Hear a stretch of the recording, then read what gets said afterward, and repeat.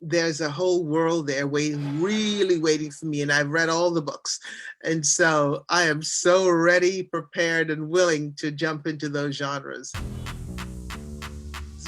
Not too shabby. There's something so comforting. I'm just going to go ahead and create something over here. Coming up on another act, I talk with Lorraine Toussaint about her current role in CBS as the Equalizer and about the time that filming with Idris Elba in Netflix's Concrete Cowboy got, well, a little too real. What made you want to do Equalizer, the TV show? What was it about that project? I was a big fan of the franchise and of the films with Denzel. I've binge watched those. I love the hero's journey. I mean, a lot of the TV shows, a lot of the work I've done is at the core of it is the hero's journey. And this was the hero's journey, except it was a woman. And so the way in which they were thinking of reinventing this for Queen was kind of interesting, kind of fascinating, and, very different from the original ones where, those guys were loners and dark and brooding and friendless, familyless, loveless. This one is actually kind of a very feminine hero. She still wants it all. She wants her family. She's neglected her family, but she's come back still wanting her family from after she's retired from the CIA. So I kind of liked playing the Alfred to the Batwoman. She's not Batman, but it was an interesting sort of twist on the hero's journey. No, that's exactly who you are in this. I didn't even think about it as the Alfred to Batman. I love that comparison. And apparently fans love seeing what you guys do because so early in its inaugural first season, you got approved, greenlit to come back for a second season. Why do you think that this show is connected with audiences the way that it has so early on too? I think there's something so comforting about this show. It's so familiar about it. The formula is one that harkens back to an earlier day in the 80s, 90s, and yet where we sort of know this genre to a great extent, but we don't know this hero.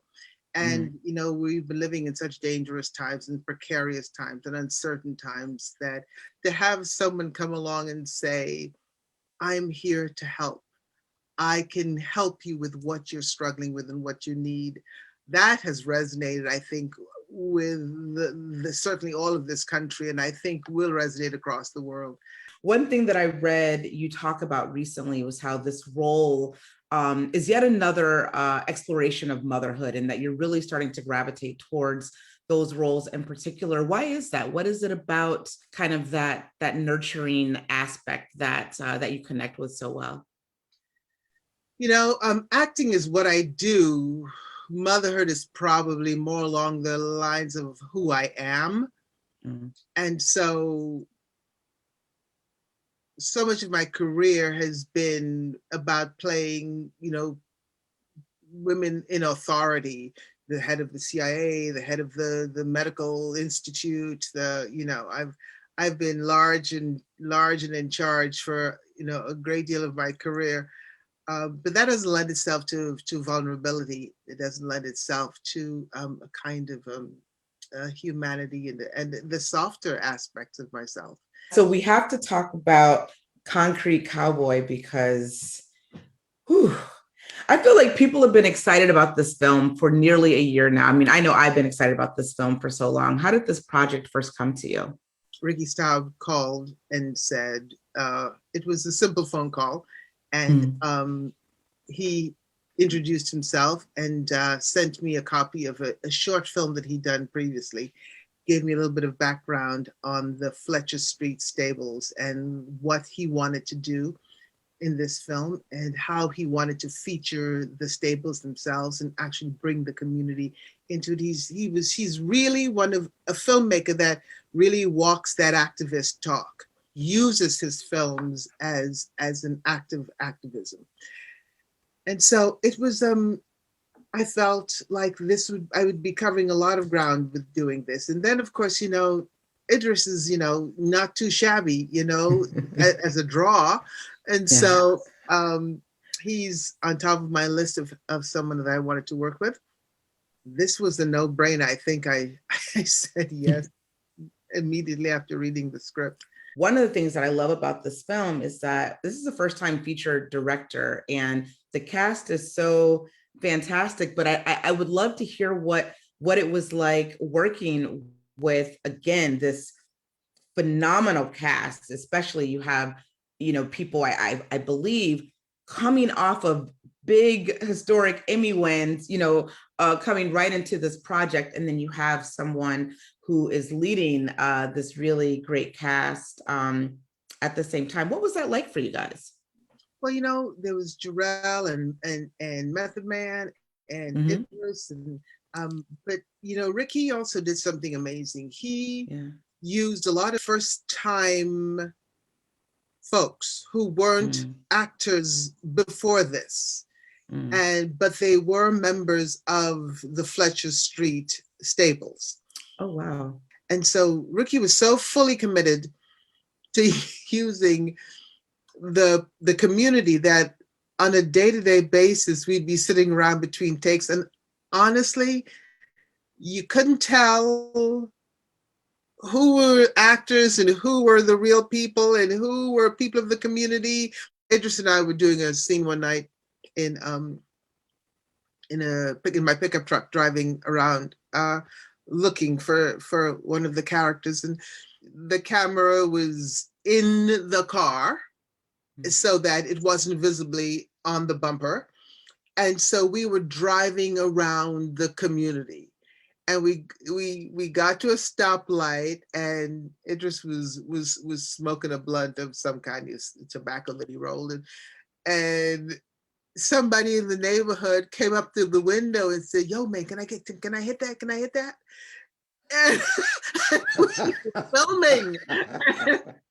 And he looked at him and said, "No, man, you can't hit this." And I was like, "Okay, Toussaint, drive." Oh my God. I mean, a lot of filming was in the best sense of the word, guerrilla.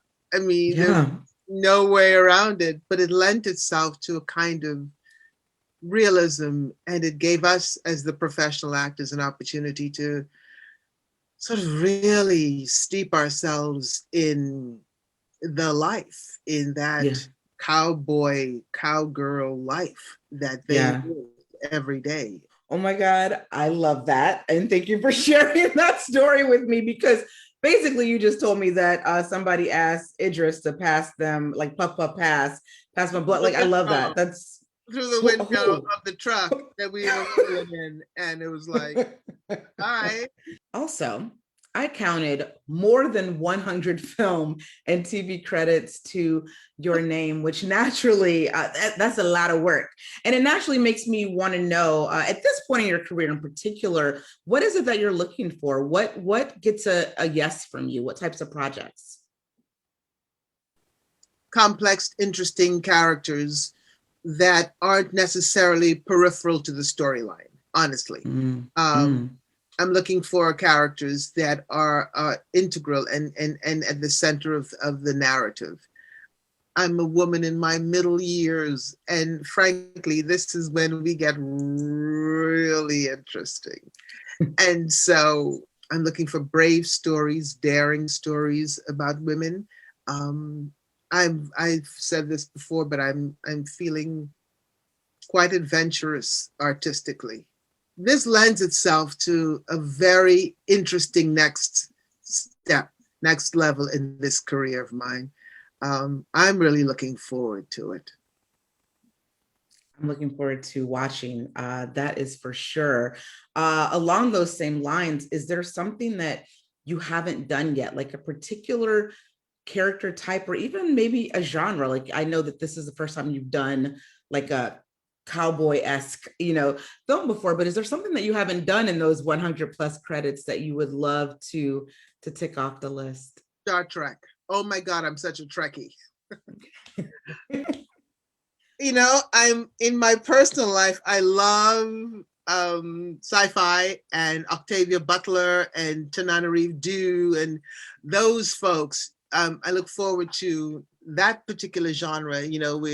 we're watching with Lovecraft that is broken through the horror ceiling. I did Into the Badlands. That sort of was a bit of the tip of the iceberg in terms of fantasy and post-apocalyptic kinds of worlds. I think there's a whole world there really waiting for me, and I've read all the books. And so I am so ready, prepared, and willing to jump into those genres. That's one of them. And I also want to do a terrific romantic, we haven't seen a really romantic love story with a woman, 50s, 60s, Black woman, a really romantic, passionate love story. I'd love to take that on too. Ooh, I will buy a ticket for that. One Absolutely. will be forthcoming. I love hearing all of that. And I'm definitely all about any Octavia Butler content that we can see on a big screen. So let's put that out there in the universe too. Lorraine Toussaint, thank you so much for taking time out to chat with me today. I do appreciate it. Thank you, Ms. Kelley. It's been a pleasure. Friends of the